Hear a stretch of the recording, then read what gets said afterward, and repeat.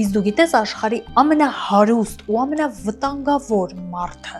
Պաբլո Էսկոբարը ինչ է նվիրել իր աղջկան ծննդյան օրը։ Էսկոբարը աշխատում էր օրական 17 միլիոն դոլար։ Այնքան գումար, որ նույնիսկ չէր կարողանում ծախսել ու այն թաղում էր հողի տակ ու այդ փողի մի մասը ուտում էին առնետները։ Միայն գումարի տրցակների ռեզինների վրա Պաբլո Էսկոբարը ամսական ծախսում էր $5,000։ Եվ ահա օրերից մի օր աշխարհի փողն ունեցող Էսկոբարից աղջիկը խնդրում է մի նվեր, մի եղջյուր։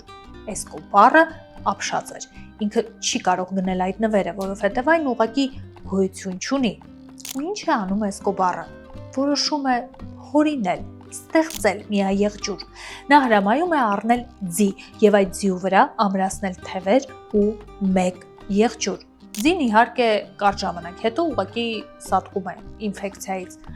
Պաբլո Էսկոբարը Ամերիկայի եւ Կոլումբիայի ամենավտանգավոր նարկոբարոնն է, ով ավելի քան 6500 մարդու կյանք է խլել պաշտոնապես։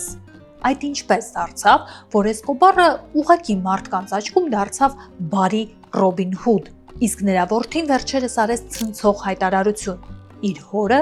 չեն սպանել։ Մահից անմիջապես առաջ Էսկոբարը զանգում է որդուն, նրանք խոսում են 5 րոպե։ Ինչ են խոսում հայր ու որդի եւ ինչու հենց այդ զանգից հետո սպանում են Էսկոբարին։ Ամբողջական տարբերակը դիտեք YouTube-ի իմ ալիքում, լինկը բիոյում է։